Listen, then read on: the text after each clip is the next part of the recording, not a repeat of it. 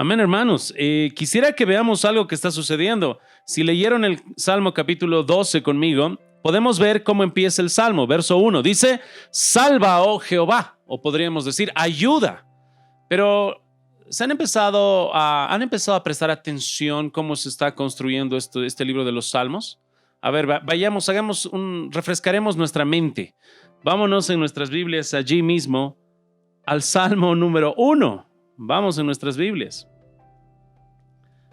Salmos, capítulo 1. Bienaventurado el varón que no anduvo en consejo de malos, ni estuvo en camino de pecadores, ni en silla de escarnecedores se ha sentado, sino que en la ley de Jehová está su delicia, y en su ley medita de día y de noche. En este salmo estamos viendo entonces la bienaventuranza del justo, cómo él va a dar fruto, que sea como un árbol que sea plantado junto a corrientes de aguas. Hay una gran bendición, pero también se indica la maldición de los injustos, que no van a poder perseverar. Y dice el capítulo 2 ahora. ¿Por qué se amotinan las gentes y los pueblos piensan cosas vanas? Se levantarán los reyes de la tierra y príncipes consultarán unidos contra Jehová y contra su ungido, diciendo, rompamos sus ligaduras y echemos de nosotros sus cuerdas. Ahora en el Salmo 2, ¿qué estamos viendo? Naciones se levantan delante de ¿quién? Delante de Dios y su ungido. Hay una enemistad que se tiene, la simiente, le podríamos llamar así, de la serpiente con la simiente de la mujer prometida, ¿no? El Mesías. Y hay esa persecución, pero el Mesías y nuestro Dios, aquí en este pasaje vemos cómo se ríe delante de toda esa opresión, delante de toda esa maldad reunida. Él se ríe, no pueden hacer nada contra él. Y al final de este salmo se nos dice que aquella persona que no ha confiado y no ha besado al Hijo, que no lo ha honrado al Hijo, va a ser destruido. Eso pasa con el Mesías, pero él triunfa. ¿Qué dice el capítulo 3?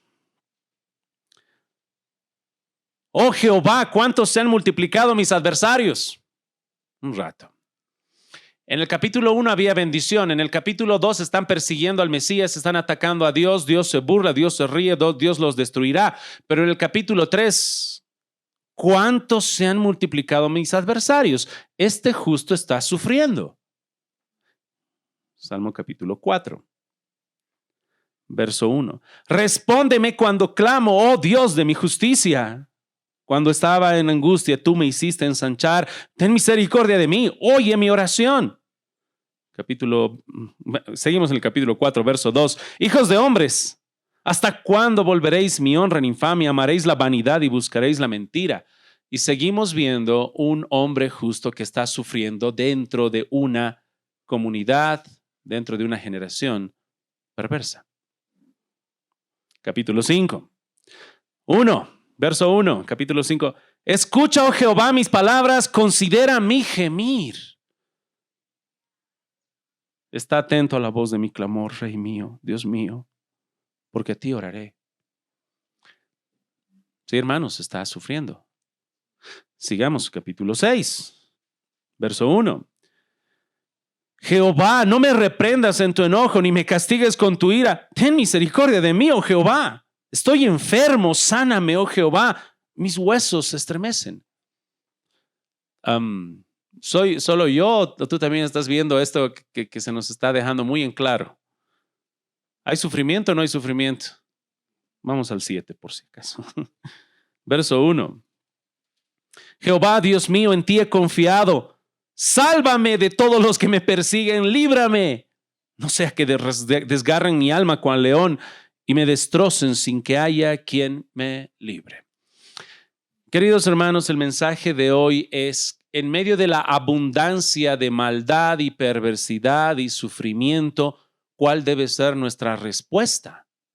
¿Cuál debe ser la respuesta de los santos, de los hijos de Dios, en medio de todo este sufrir que estamos viendo que se repite una y otra y otra y otra vez? ¿No te llama la atención cómo todavía existen predicadores de la prosperidad? Aquellos que te dicen que todo te va a ir bien.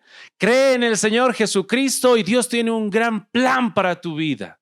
No sufrirás, ¿no? Como ese movimiento Pare de Sufrir. Pero empiezas a leer el libro de los Salmos y la gran pregunta es, parece que estos autores o este autor, que es en gran parte David, no se enteró de este movimiento de Pare de Sufrir o el movimiento de prosperidad. porque este varón está sufriendo, está siendo perseguido en muchas ocasiones. Ahora, esto, hermano, tal vez podría quizás susurrar en tu oído Satanás o tu misma carne desanimándote. Pastor, hay tanto sufrimiento. Esta predicación nos tiene que alentar o nos va a deprimir. Y yo quisiera decirte lo siguiente. Algunas veces yo pude estar cerca de algunas minas, ya por el norte de Potosí. Ahora dime tú, ¿qué agradecerías más? Que en medio de entrar a una mina peligrosa donde han muerto muchas personas, muerto, literalmente muerto, alguien te empieza a decir todas las advertencias, todos los cuidados, todo el sufrir y todo el peligro, y tú vayas atento? ¿O prefieres a alguien que venga sonriendo y te diga, no pasa nada? ¿Alguna advertencia? No, adentro es bonito, solo es más caliente, nada más. ¿Qué preferirías? ¿Alguien que te tranquiliza con mentiras? ¿O alguien que te ama y te dice la verdad? Va a estar duro ahí abajo, va a estar caliente ahí abajo, te va a faltar aire, te va a faltar oxígeno, te empieza a dar las advertencias, pues que necesitas. Ahora, si es tan duro y es tan difícil esa situación, la pregunta es, ¿será que voy a poder? Y la respuesta es doble, no, hermano, no vas a poder. ¿Y el aliento? Dios lo va a hacer en ti. Es el poder de Dios en ti. Por eso cuando leemos, y ahora vamos de nuevo al Salmo número 12, dice la palabra de Dios al final. Verso 6. Dice la palabra de Dios, perdón, verso 7. Tú, Jehová, los guardarás de esta generación perversa, ¿no? Y dice, de esta generación los preservarás para siempre. De esta generación perversa, hermano, ¿quién nos va a preservar? Es Dios. De tal manera, hermanos, que quisiera que podamos estar sabiendo que hay un gran peligro, va a haber gran aflicción, pero ¿quién nos va a sustentar? ¿Quién nos va a fortalecer? Espero que entiendas bien la idea, hermano. Es como cuando yo salgo con mi hijo y le digo, hijo, quiero que hagas esto y esto, y estoy al lado, pero no voy a poder, papi. Yo estoy allí, yo lo voy a fortalecer. Él debe confiar y si se cae, yo lo voy a sostener y lo voy a levantar. El autor que estás leyendo aquí no era un autor perfecto. En muchos casos era David, que fue perseguido por Absalón, que fue perseguido porque también David no fue un gran padre. Fue muy permisivo con el pecado. Hubo sufrimiento que tuvo también a causa de su pecado. Pero ¿quién lo sustentó, hermanos? ¿Quién lo mantuvo firme? ¿Quién lo levantó en medio de la persecución? ¿Quién lo guardó de que no le quiten la vida? Dios. Así que, hermanos, Dios nos va a preservar. ¿Va a haber peligro? Claro que va a haber peligro. Va a haber una aflicción tras otra, pero es Dios quien nos va a sustentar. Dice la palabra de Dios en el verso 1 una vez más, salva, oh Jehová. La palabra que se está utilizando aquí para decir salva en el hebreo es yashá. A ver, repitan todos, yashá. Ahora, tal vez en una oración tú puedas, si quieres, aprender un poco más de hebreo y empezar a clamar. Puedes decir yashá, puedes decir ayuda, porque también se traduce así. En la versión en inglés lo pusieron directamente, help, Lord, ayuda, Dios, ayuda. Se necesita ayuda. Y lo curioso de esta palabra yashá es que se usó por primera vez en el libro de Éxodo, capítulo número 3. Dice la palabra de Dios. Vamos brevemente, hermanos. Éxodo, capítulo número 2, hermanos, no capítulo 3. Y dice la palabra en el verso 17. Mas los pastores vinieron y las echaron de allí. Entonces Moisés se levantó y las defendió y dio de beber a sus ovejas. Moisés, hermanos, antes de ser este gran varón de Dios, ¿sabes lo que sucedió? Estaba en Egipto, mató a un egipcio. Luego él quiso ponerse como juez delante de los hebreos y le dijeron en su cara, ¿quieres matarme como mataste al egipcio? Así que él tuvo miedo, querían matarlo, así que huyó, se fue al desierto de Madián. Así que después de aproximadamente 40 años de haber sido criado en lo mejor de Egipto, ahora está como vagabundo terminando en el desierto de Madián y de repente va a llegar a un lugar donde están las ovejas teniendo agua, ¿ok? Y vienen las hijas que se llaman del sacerdote de Madián, mujeres preciosas, sus hijas, que eran pastorcitas, estaban con las ovejas pastoreando. Y cuando las ovejas iban a beber agua, vinieron otros pastores y las quitaron. En nuestro lenguaje es como si les hicieran bullying. Se están aprovechando de que son varones, son más fuertes. Fuera tus ovejas, van a venir las nuestras. Pero en ese momento aparece Moisés. ¿Y qué dice? Mas los pastores vinieron, las echaron de allí, hablando obviamente de estas mujeres. Entonces Moisés se levantó y las yashá. Defendió, ayudó, salvó. Así que este Moisés viene, las defiende, las salva. Y ahora te imaginas el cuadro, hermano. Espero que te puedas imaginar.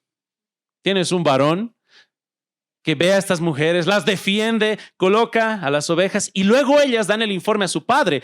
Y el padre les pregunta, han llegado muy temprano, ¿qué sucedió? Es que nuestras ovejas ya bebieron el agua y hemos venido. Un varón vino y nos defendió. Ahora no te puedo dar, esto ya sería como parte de sazón mía, ¿no? ¿Cuál de ellas ya estuvo mirándolo a este varón que les defendió? Porque una de ellas se casó con Moisés. Y ahí surgió esa historia de amor. Él las salvó, las ayudó, Yashá las rescató y luego se casó con una de ellas. Y esta misma palabra Yashá se repite una segunda y última vez en el libro de Éxodo, en el capítulo número 14, dice así. Éxodo 14. Ahora te toca a ti reconocer dónde está esta palabra. Hace rato creo que no la estabas reconociendo. Yashá. Éxodo 14:30. A ver, vamos a ver quién es diestro en reconocer la palabra. Así salvó Jehová aquel día a Israel de mano de los egipcios. E Israel vio a los egipcios muertos a la orilla del mar. ¿Dónde está la palabra Yashá? Salvó, ayudó, rescató, defendió, protegió. Y ahí está la palabra Yashá. Ahora, hermanos, cuando estás escuchando en el Salmo 12 que dice Yashá, ayuda, un judío, un hebreo que estudia su Biblia, que sabe el hebreo, lo primero que le va a venir a la mente, Yashá. ¿Dónde dice Yashá? Claro, cuando Moisés defendió a las hijas y luego se casó con una de ellas. Cuando Jehová salvó a su pueblo, Yashá, y ahora las aguas están ahogando a los egipcios. Y he ahí su pueblo, todos aquellos que creyeron genuinamente, su esposa. Hermanos, este verso cuando dice ayuda es al mismo tiempo un clamor de desesperación, pero por la palabra usada una confianza de que Dios salva, rescata, cuida y está atento. Amén. Hace un tiempo atrás, recuerdo todavía de un varón que nos contó que le estaban asaltando a él y en ese tiempo a su novia. Y lo que hizo él fue decirle, vete, y la lanzó fuera. Y él se quedó allí. No a pelear, sino a ser acuchillado. Y luego se quedó ahí a todo acuchillado y fue rescatado. ¿Quién estuvo ahí para cuidarla? Este varón. Ella podía estar confiada. Tal vez hasta eso influenció de que se pueda enamorar y se casen más adelante, ¿no? Lo ves que... Y hermanos, nosotros tenemos una seguridad. En medio de este salmo, que volvemos al Salmo 12, ¿no? Al músico principal sobre Seminit, Salmo de David, salva, oh Jehová, hay una confianza. Así que, ¿qué hacen los hijos de Dios en medio de una generación perversa y maligna? Los hijos de Dios claman a Dios. Tenemos que clamar, hermanos, tenemos que perseverar en ese clamar. Estaba leyendo un comentario de Spurgeon que estaba diciendo, los hijos de Dios claman y lloran, lloran y claman. Y Dios escucha. ¿Cuánto ruido hace una lágrima, hermanos? No, pastor, las lágrimas no hacen ruido. Creo que no está expresándose bien. Delante de Dios, sí. Delante de Dios las lágrimas tienen un gran ruido. Él está atento. Porque si prestas atención más abajo, verso 5, por la opresión de los pobres y por el gemido de los menesterosos. Ese gemido es un suspirar, es un aliento que puede pasar desapercibido por todos, pero Dios está atento. Así que los hijos de Dios claman, los justos claman, claman, lloran y siguen clamando, hermanos. Es lo que debemos hacer, seguir clamando, recordando que Dios ya estuvo escuchando muchas oraciones en el pasado, ver el pasado, sus respuestas y que eso nos alienten en el futuro. ¿Qué más hacen estos hijos de Dios? Claman, pero mientras claman hay tres cosas que te voy a resumir que hacen. Cuando tú prestes atención a esos salmos que hemos estado viendo, Salmo 3, 4, 5, 6 y 7, ¿sabes cuál es un común denominador? Están clamando, pero mientras están clamando, se están alejando de los perversos y de la maldad. ¿Por qué? Porque resulta que en nuestro momento de sufrir es cuando buscamos satisfacción, y cuando buscamos satisfacción, nuestra carne quiere hallar satisfacción en el pecado. Así que este justo clama y se aleja de la perversidad, se aleja de la maldad. Mucho cuidado, hermanos, porque los momentos en los cuales vas a estar, obviamente, listo para caer en pecado son aquellos momentos de aflicción donde busques satisfacción. Buscas un refrigerio, quieres respirar, y más vale que hagas lo segundo. Aparte de alejarte de lo malo, busques lo bueno. De nada te va a servir que simplemente te alejes de lo malo y te quedes sin hacer nada. Tienes que alejarte de lo malo, y en estos salmos se ve que ellos se deleitan en la ley de Dios, buscan a Dios y su gozo es Dios. O sea, se alejan y buscan a Dios y su deleite está en Dios. Con esto hacemos referencia a orar, leer la palabra y perseverar en ello, continuamente. O sea que estos justos claman, y mientras claman se alejan de toda esta perversidad y se acercan y buscan a Dios. Tercero, estos hijos de Dios claman, pero mientras claman, ¿saben lo que hacen? Confrontan. Dice la palabra de Dios ahí en el Salmo 12, salva, oh Jehová, porque se acabaron los piadosos. Han desaparecido los fieles de entre los hijos de los hombres. Habla mentira cada uno con su prójimo. Hablan con labios lisonjeros y con doblez de corazón. ¿Se está quedando callado, sufriendo ayuda sin acusar la perversidad? No. ¿Qué está haciendo? Está mostrando. Esta es la situación. Hay perversidad, hay maldad. Se halagan de mentira. El halago que se dan es falso, tienen doblez de corazón. Como diría alguien, el peor animal es aquel que te muerde sonriendo, y eso es lo que hacen estos perversos. Te atacan y te sonríen. Hay una doblez de corazón, hay una hipocresía. Te dicen que es algo bueno, pero en su corazón es algo malo. Estos santos claman. Debemos clamar, pero al mismo tiempo no podemos quedarnos en una pasividad. Debemos acusar la perversidad de todo lo que está sucediendo. No podamos quedarnos callados, hermanos. Un creyente no es alguien que simplemente reconoce la maldad, la mira desde lejos y se queda pasivo. Aquella persona que mira la perversidad y dice está mal y no hace nada es cómplice. Si tú miras a alguien en la calle que le están asaltando y ahí tú no haces nada y te quedas mirando de los brazos cruzados y dices qué mal que están haciendo eso, tu hermano ha sido puesto allí para que hagas algo. Grita, pide ayuda. Si eres varón, ve, usa tu fuerza, defiende al pobre. ¿Qué está haciendo el salmista? Está clamando y está acusando esa perversidad. No se está quedando callado para nada. Es tan específico que no solamente habla de la mentira y de esta doblez que están diciendo ellos. Si miras un poco más abajo, dice en el verso 4, a los que han dicho por nuestra lengua prevaleceremos, con nuestros labios son nuestros, ¿quién es Señor de nosotros?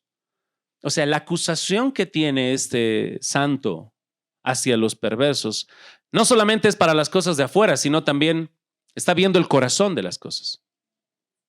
¿A qué me refiero con esto? Cuando nosotros tenemos que atacar algo, no es solamente la parte externa, sino tenemos que arreglar las cosas de raíz, no solamente lo externo. Hace un tiempo estaba en una cancha de fútbol, muy bonita, un pasto muy bonito de fútbol. De repente estaba ahí con uno de los que se habían encargado de hacer ese pasto. Era un hombre futbolista, apasionado. Y de repente, sí, este es el pasto, como decir, con mucho orgullo, orgullo bueno. Este es el pasto. Hemos trabajado, nos hemos esforzado. Este es un pasto, como diríamos, digno de un gran partido. Y caminando por ahí vio un trébol. Y yo, es un trébol. Para mí, para ojos de alguien que no juega tanto fútbol, verde, pasto, ¿no? Pero él mira y dice, no puede haber esto. ¿Y qué hizo? ¿Sacó el trébol nada más? No. Trajo una pequeña pala, pum, pum, todo un tepe lo arrancó. ¿Por qué hizo eso? Él no puede tolerar ningún trébol en su pasto. Ningún trébol. Y no solo lo de afuera, tiene que sacar todo de raíz y si se hubiera esparcido un poco, todo el tepe. ¿Qué está haciendo ahora el salmista? Están hablando mentira, ¿verdad? Toda esta gente habla mentira, se deleita en la mentira, te miente, te sonríe y te muerde. Pero ¿cuál es el corazón de todo esto? ¿De dónde viene toda esta mentira? Y el salmista dice que es la autonomía del hombre, porque dice, nuestros labios son nuestros, ¿quién es Señor de nosotros? Hacen todo esto porque no reconocen el señorío de Dios. Ellos piensan que ellos son los señores. ¿Quién es Señor sobre nosotros? No hay mayor autoridad sobre nosotros. Y es por eso que hacen toda esa perversidad. ¿Quién está acusando todo esto? Los santos. Entonces, ¿qué debes hacer tú, hermano? Clamar, pastor. ¿Y qué tienes que seguir haciendo? Seguir clamando. Y mientras ves la perversidad y mientras clamas, te acercas a Dios y te alejas del perverso, tienes que estar declarando su pecado y la condenación que le viene, porque eso también nos muestra el libro de los Salmos. En este capítulo, Dios los va a destruir. Eso es lo que tú tienes que hacer. No es quedarte pasivo sin hacer nada. Tenemos que hacerlo. Tenemos que ejercitarnos en ello. A ver, tratemos de ver alguna ilustración. Juan capítulo 3, 16, ¿qué dice? No, pero de memoria, hermanos, ustedes. Porque de tal manera para que todo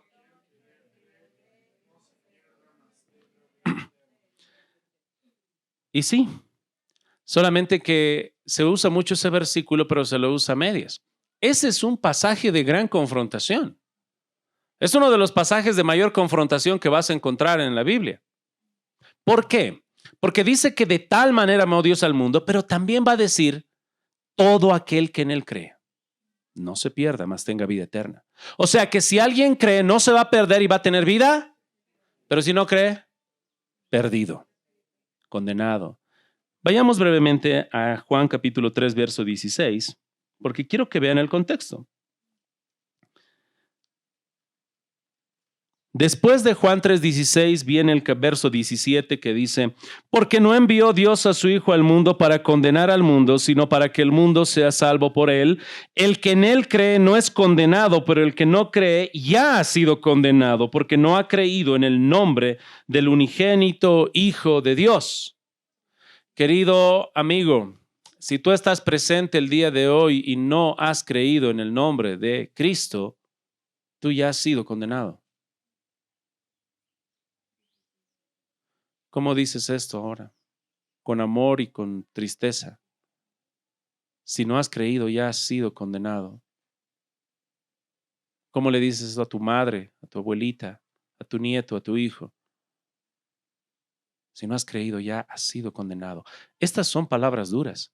Yo cuando era niño, recuerdo todavía, cuando era niño, yo me hacía castigar y era lo correcto. Los padres deben castigar a sus hijos. Amén. Más vale. Les agradecemos porque nos tienen que corregir. Y así como les agradecemos, ahora cuando nosotros castigamos a nuestros hijos, a los abuelitos les decimos, déjennos. Ellos nos van a agradecer también a nosotros. Y un día, en uno de los castigos, recuerdo que ya tal vez estaba un poco grande y mientras me castigaba levanté mi mano y quise agarrar el cinturón. Instintivamente, como querer quitarle eso. Y la palabra que usó mi madre, recuerdo, se me quedó clavada. ¡Ay! Te vas a condenar. Y ahí fue la primera vez que me dolió el alma. ¿Condenar? ¿Qué es condenar? Me voy a condenar. Sí, no puedes levantar la mano así. ¡Ah! Y por eso tal vez cuando yo leo esta palabra, el que no cree en el Hijo de Dios ya ha sido condenado. Y está ahí, hermano. Cuando estos predicadores van a la calle y predican un evangelio falso, hablando del amor de Dios romantizado, tolerante al pecado, que no predican el señorío, me preocupa, porque está aquí. Este amor y severidad están allí. Todo aquel que en él cree no se pierda, mas tenga vida eterna, pero el que no ha creído ya ha sido condenado. ¿Será condenado? No, ya está condenado.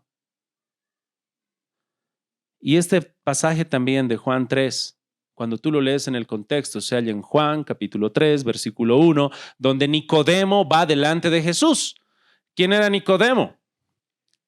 A ver, vamos a hacer de cuenta que yo saco aquí y me dio su tarjeta y dice, Nicodemo, líder de los judíos, uno de los miembros del Sanedrín, o sea, hablando de las personas más influyentes que hay, que son poquísimas, hay 70 líderes, ancianos, autoridades especiales. Y ahí está Nicodemo. ¿Qué significa Nicodemo? Viene de Nikos y Demos. Nikos, que es victoria o vencer, y Demos de demografía, pues de pueblo o personas, gente. Victorioso entre las personas. Y aquí está este hombre victorioso entre las personas, victorioso entre el pueblo, con todo su cargo, todo lo que tiene ahí del pasado, estudios y demás, y está delante de Jesús, y Jesús le mira y ¿qué le dice? Si no naciere de nuevo, no puede ver el reino de los cielos. Momento, ¿a quién le dijo eso? ¿Al líder de los judíos? O sea, ¿le está diciendo que él no es salvo? Sí. Tiene que nacer de nuevo. No nació de nuevo. Y nuestro trabajo, hermanos, es confrontar. Jesús hizo eso. Este versículo tan hermoso de Juan 3:16 viene porque Jesús confrontó a un hombre que creía que era salvo y no lo era. Así comenzó. Ahora imagínate cuántas veces tú has hecho esto. Sigue e imita a Jesús. Personas que creen que son salvas y tú le dices, no, tal vez no lo eres. Y de ahí surgió este versículo tan precioso de amor. Y es así, hermanos, como nosotros debemos actuar. Tenemos que confrontar, pero solamente para dar un pequeño balance, hermanos, debemos confrontar con empatía, sabiendo que así como hay perversidad en el mundo, Dios nos rescató de esa perversidad.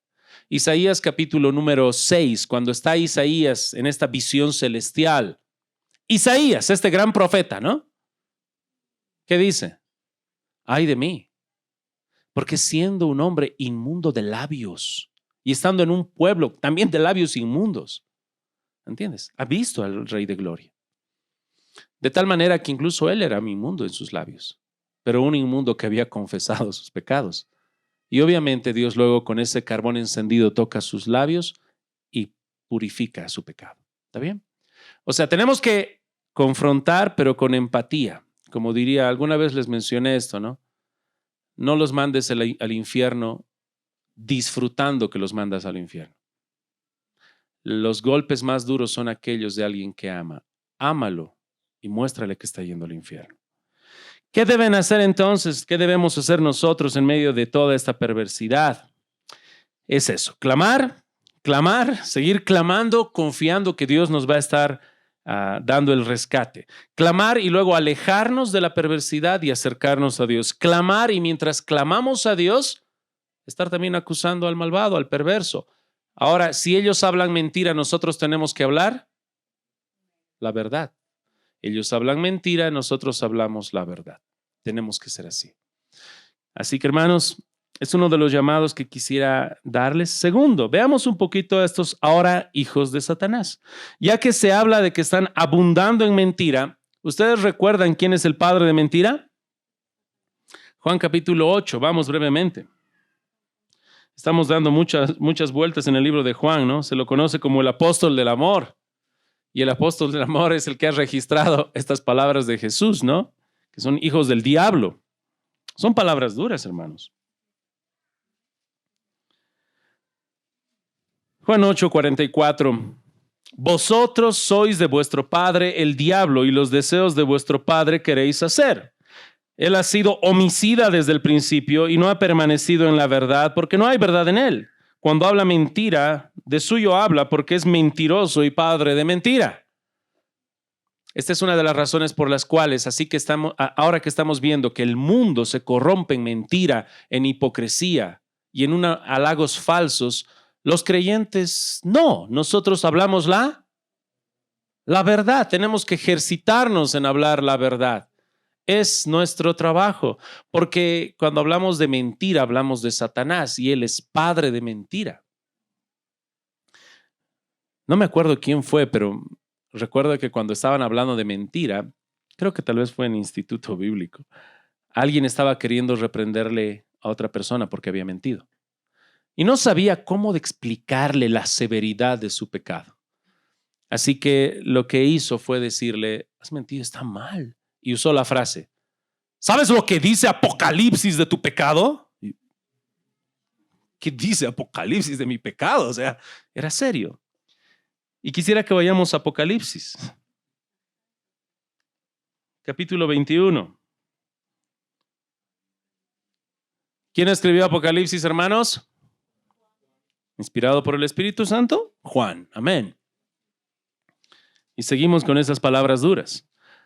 Apocalipsis capítulo 21. Verso 8, pero los cobardes e incrédulos, los abominables y homicidas, los fornicarios, hechiceros, los idólatras y todos los mentirosos tendrán su parte en el lago que arde con fuego y azufre, que es la muerte segunda. Menciones especiales, se puede esperar borrachos, asesinos, patricidas, matricidas, pero aquí el texto dice todos los mentirosos, para tu sorpresa. Y para tu segunda sorpresa al inicio dice los cobardes. Hermano, habla la verdad, no seas cobarde, di la verdad, no caigas en mentira. Y de manera curiosa, estas dos cosas están muy relacionadas, la mentira y la cobardía. ¿Quién ha hecho caer ese jarrón de allá? ¿Recuerdas las palabras de tu padre? ¿Quién rompió esa taza? Y viene la cobardía, el miedo a afrontar la justicia y en vez de decir yo fui, miras a la bebé fue. La bebé no sabe hablar, no puede decir nada, fue la bebé. Estás mintiendo. ¿Y por qué estás mintiendo? Por cobardía. Te llaman por teléfono a alguien con el que no quieres hablar y tu cobardía hace que le digas a tu hijo, dile que no. Y para camuflar tu mentira, espera un ratito, hijo, voy a salir de la casa. Sales de la casa, dile que no estoy. Y piensas que te has salvado, que has engañado a Dios. Y hermanos, Satanás es mentiroso, es padre de toda mentira. Estos hijos de Satanás hacen eso. Nosotros como hijos de Dios tenemos que hablar verdad. Cuando haya mentira en nuestros labios, confesar, afrontar, y es lo que debemos hacer.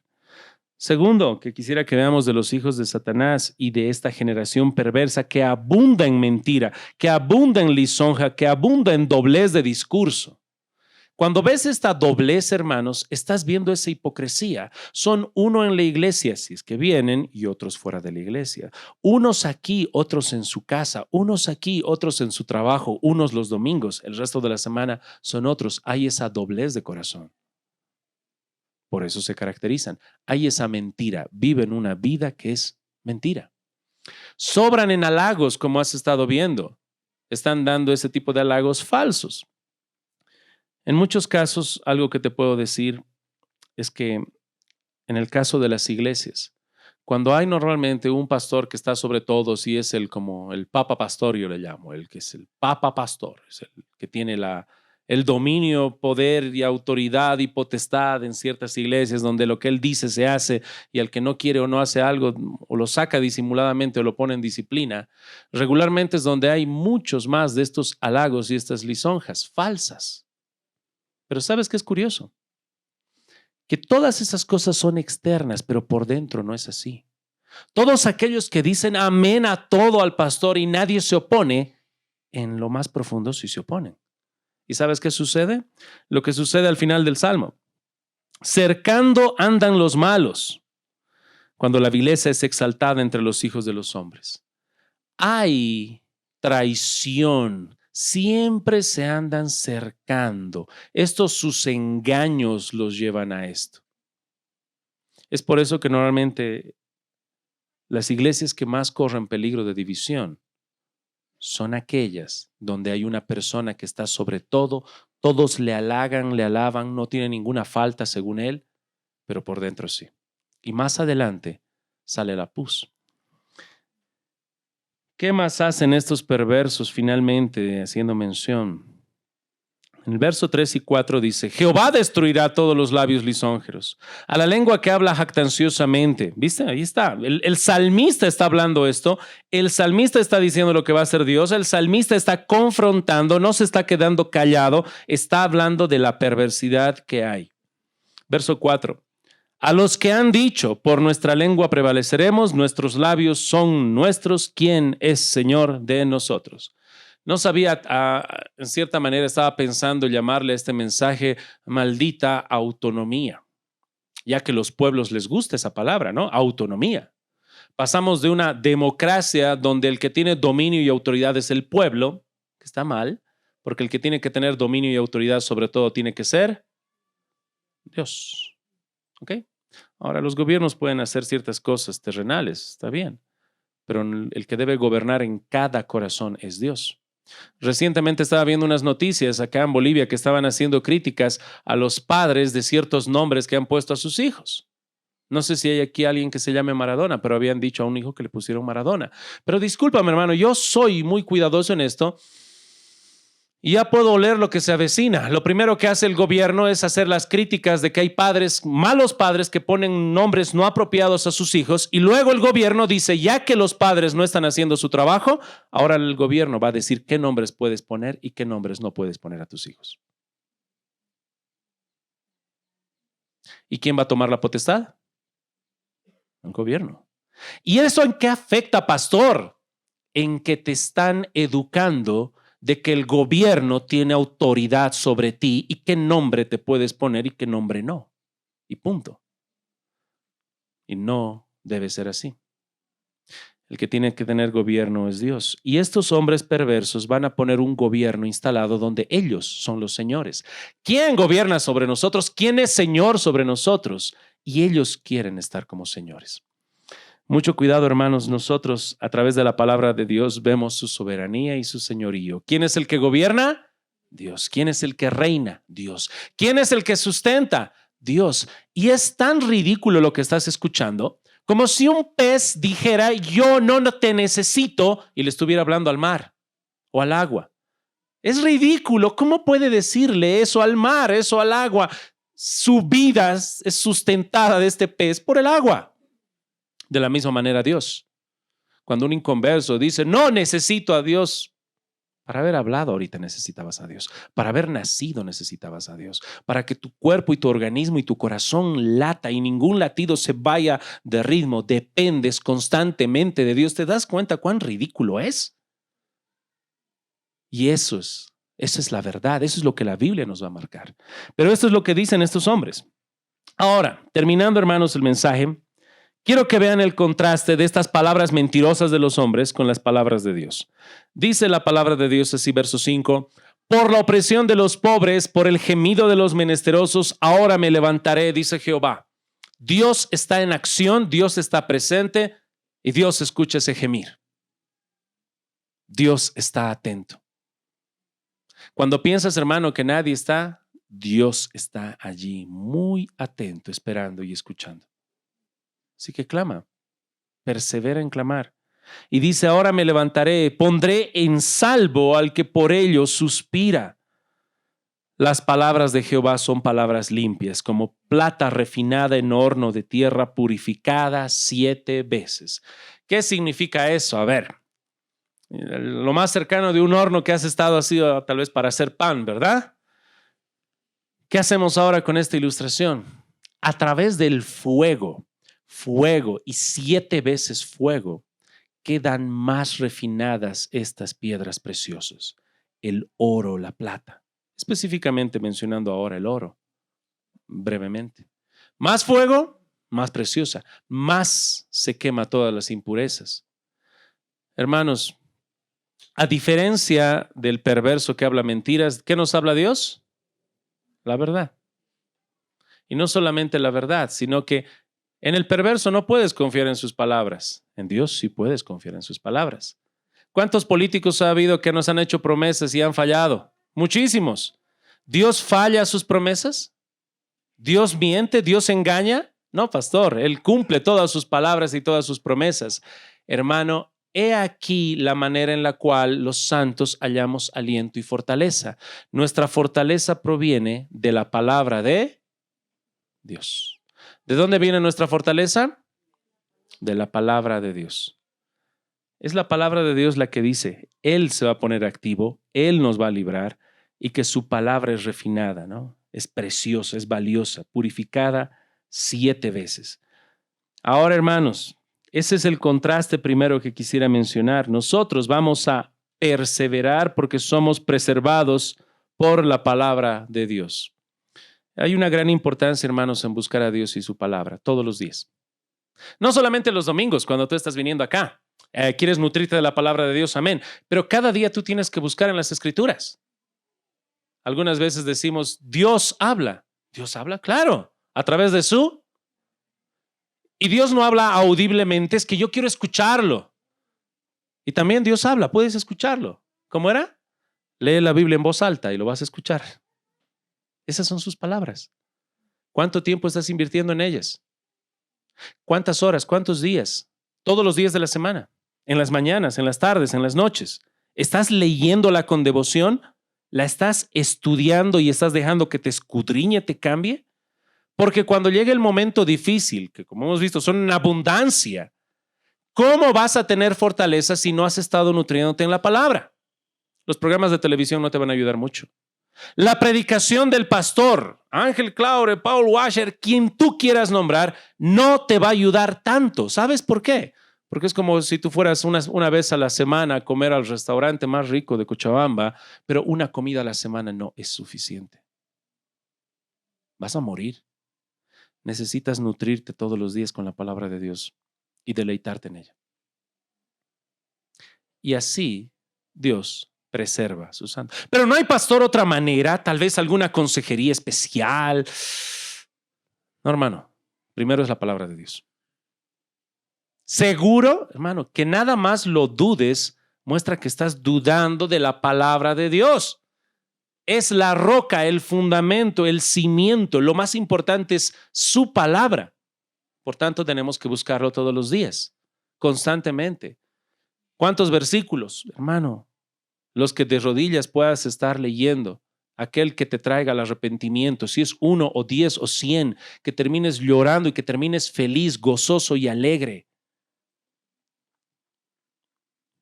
Lo que no quiero, hermanos, es que haya hombres y mujeres desfallecidos y luego digan, ¿por qué estoy así? Porque tienes que pasar tiempo con Dios en su lectura. No esperes ese tiempo místico. No esperes esa experiencia religiosa rara que vas a terminar en una iglesia o en algún predicador llorando en el suelo. Cuando estés solo delante de Dios en tu casa y ahí estés en lágrimas, Dios está obrando en ti. Así que hay un contraste, hermanos, entre las mentiras de los hombres y la palabra segura de Dios. Lo que a ellos les motiva son sus palabras, como has estado viendo. Ellos piensan que están seguros en sus palabras. Dice la palabra de Dios así. Mira en los primeros versículos. Verso 4. A los que han dicho, por nuestra lengua prevaleceremos. ¿Qué es lo que los motiva a ellos? Sus palabras. Por nuestra lengua prevaleceremos. Sus palabras son las que los motivan, las que los alientan. Piensan que sus palabras los van a salvar, pero es mentira. Nosotros sabemos que es la palabra de Dios la que nos va a rescatar. No es nuestra automotivación, sino su santa palabra. Siguiente. Ellos están abundando en maldad y se gozan en ella, pero hay una traición constante en medio de ellos. Dice el verso 8, cercando andan los malos cuando la vileza es exaltada entre los hijos de los hombres. Prestate atención a lo que dice allí. Hay vileza, hay maldad y se están exaltando y se están gozando en ello. Estamos en una sociedad así, que ahora no solamente hace maldades, sino que se gozan, se exaltan en sus maldades. Alguna vez yo ponía esta ilustración, en su tiempo tenía más sentido. Creo que ahora la corrupción es tan grande que mi ilustración está perdiendo el sentido. Déjame que te la cuente. Cuando estábamos predicando alguna vez y había grupos LGBT, les hablábamos de que el homosexualismo es pecado y mostrábamos con pruebas y demás. Y a veces me decían, ¿por qué los cristianos se obsesionan tanto con nosotros? El homosexualismo, ¿por qué a nosotros siempre? Y mi respuesta era, no es que nos obsesionamos, sino que ponte a pensar. El pecado del homosexualismo y el movimiento LGBT es este. No solamente hacen lo malo y lo que está en contra de la palabra de Dios, sino que lo celebran. O sea, nosotros vemos también en la palabra de Dios que la borrachera es pecado, ¿verdad? Sí, pastor. Pero ¿tú ves la marcha de los borrachos orgullosos? Cometer violencia contra la mujer, los golpeadores. Está mal, pastor, eso es digno de condenar. Amén. Pero ¿tú ves alguna marcha del orgullo de los golpeadores? ¿Marcha de los rateros? Por eso hacemos énfasis en ese movimiento LGBT, porque no solamente hace perversidad, sino la celebra y la quiere educar. Es por esa razón. Pero ¿por qué te decía que esta mi ilustración está perdiendo sentido? Porque recientemente me enteré que estaban levantando un presidente de la Federación de Autos Chutos. Y era, momento. En medio de todo ese movimiento hay personas que se están organizando y tienen su presidente encargado hasta con ese título de algo que está mal. Así que mi ilustración va a perder sentido en un futuro porque tal vez haya realmente una marcha del orgullo de los borrachos. Y que Dios nos guarde. Así que aquí se están exaltando. La vileza es exaltada entre los hijos de los hombres. Y mientras hay esa vileza, ¿sabes lo curioso, hermanos? Que ellos caen por ellos mismos. Su sistema no puede sostenerse. Cercando andan los malos. En otras traducciones están dejándolo esto un poquito más claro. Ellos viven en traición. Viven constantemente en traición. ¿Te imaginas qué horrible sería eso? Dentro de nuestra misma iglesia, que yo te miro, hola hermana, está todo bien, y te estoy mintiendo. Y la persona que me mira de frente, qué bien, pastor, y por dentro también me miente. Yo estoy esperando para serrucharle el piso y ella o él está esperando para serrucharme el piso. Esto no va a avanzar. Están divididos contra ellos mismos y no se han dado cuenta. Nosotros no. Debemos hablar la verdad. En medio de una generación perversa tenemos que hablar la verdad que proviene de la palabra de Dios. Tenemos que decirnos la verdad. Y ahí, hermanos, quisiera terminar diciendo, hablemos la verdad. Ahora hagamos esa verdad como debe ser, como Dios nos guíe. No como tu carácter o carisma te lo diga, como la palabra de Dios te lo diga. Porque dentro del carácter yo voy a encontrar personas que quieren decir la verdad con mucha pasividad. Y le vas a decir, sí, estoy esperando. Pero esperan tanto hasta que la persona está en el infierno y cuando esté en el infierno yo le voy a decir, ¿ya le vas a decir o no? Hermano, tienes que hacerlo con mayor prontitud. Tu pasividad transformada por la palabra de Dios tiene que convertirse más activa, más proactiva. Corrige, di a la hermana, di al hermano, di al líder con amor, corrige, di la verdad. No vivas como ese perro que muerde sonriendo en hipocresía. Ahora tengo que hablar al otro grupo, a los que no les tengo que impulsar mucho a que digan la verdad. No, yo digo la verdad a todos. Y están ahí como un perro rabioso con la espuma listos para morder. Que también hay por el carisma. Y a ellos es igual decirles, di la verdad. No te quedes en pasividad, ni tampoco te vayas al otro extremo. Di la verdad en empatía. Mira cómo Dios habla, que sea Dios transformándote, no el pastor Ángel o el pastor de la iglesia Montesión, que sea Dios que te guíe cómo debes hablar. ¿Cuáles deben ser esas palabras? ¿Cómo debes corregir? ¿Cómo debes estar marcando el pecado y mostrando a Cristo? Lee Juan 3:16, mira cómo confrontó a Cristo. Lo hizo prontamente, lo hizo con amor, lo hizo severamente. Pastor, va a estar difícil hacer eso, ¿no? Oh, sí. Tienes para practicar toda tu vida, hermano. ¿Cómo corriges a tu esposa? ¿Has aprendido? Yo sigo aprendiendo, pero la amo y tengo que seguir ejercitándome. Y en muchas de las correcciones, y déjame decirte, debe ser un 80%, un 80% de las correcciones que le hice a mi esposa, me equivoqué al hacerlo.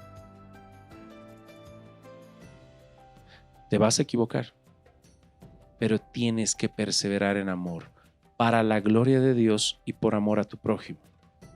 No te quedes callado, no vivas en hipocresía, tampoco caigas al otro extremo de caer en maldición. Habla con amor. Entonces, hermanos, ¿cuál es nuestra respuesta ante esta abundancia de perversidad, hermanos? Es la verdad, y la verdad basada en su palabra. Vamos a ponernos en pie y oremos, hermanos.